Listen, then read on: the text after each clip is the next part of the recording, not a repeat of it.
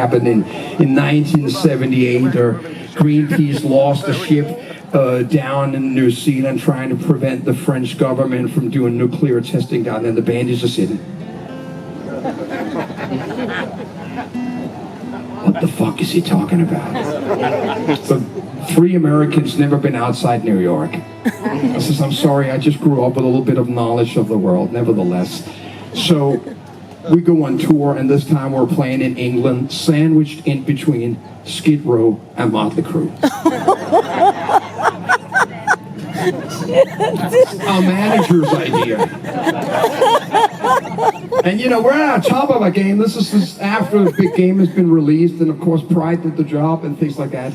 And we're sitting in the dressing room being interviewed by an English journalist that already does not like us. And Vito and I are trying to convince him that we're much closer to the Beatles than to Motley Crue. And in my left here, I can hear Sebastian out on stage just using any fucking form of profanity against the English, and they're responding. He's got them in his hands. So I'm saying, tonight is the night I will come out of my cocoon. I will lay down the law so they will never forget me. And the show is starting up well. We're laying out with some of the big songs and people singing along, and this is the moment. So I'm going to introduce Little Fighter.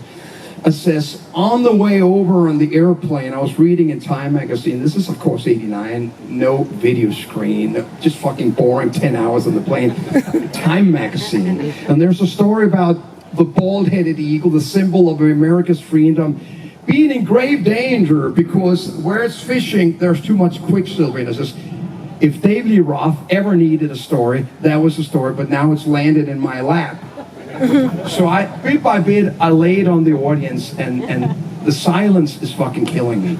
It's like 35,000 drunk English fans actually can't be quiet. Just bore them to shit.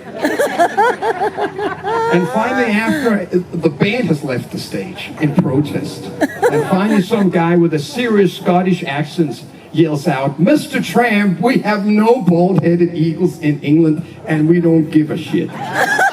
Could you get on with the rock and roll? Just 10 years too early. The story was good. You might have seen this guy walking around. He's a guy who have taken your telephone and taken pictures of us. He's my best friend, Oliver Steffens from Denmark. He sleeps next to me. There's a night table between us, but he's pretty fucking close. He and I jumped on an airplane in 1982 and went to New York. He was 18, I was 21. We were still both drinking.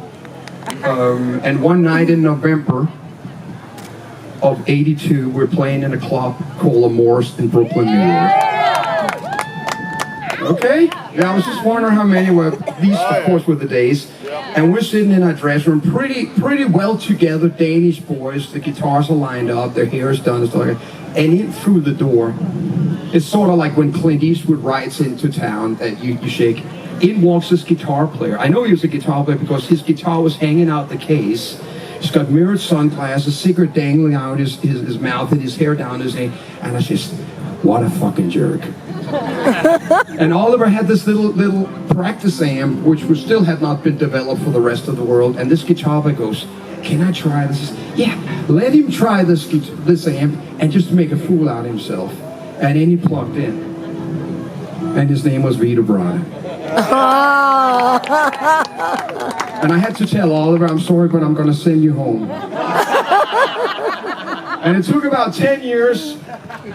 And then he says, I forgive you. I forgive you. But if you take me on the Monsters of Rock cruise, I'll really forgive you. So she's had a great time. And of course, for all of you guys who really know my Tramp history, he also became the guy who started Freak of Nature with me, and wrote some big songs with me. And then when I started my solo career, he also wrote Better Off. We're not going to play that tonight, bro, but stuff like that. Anyway, let's do this one here. It's called Little Fighter.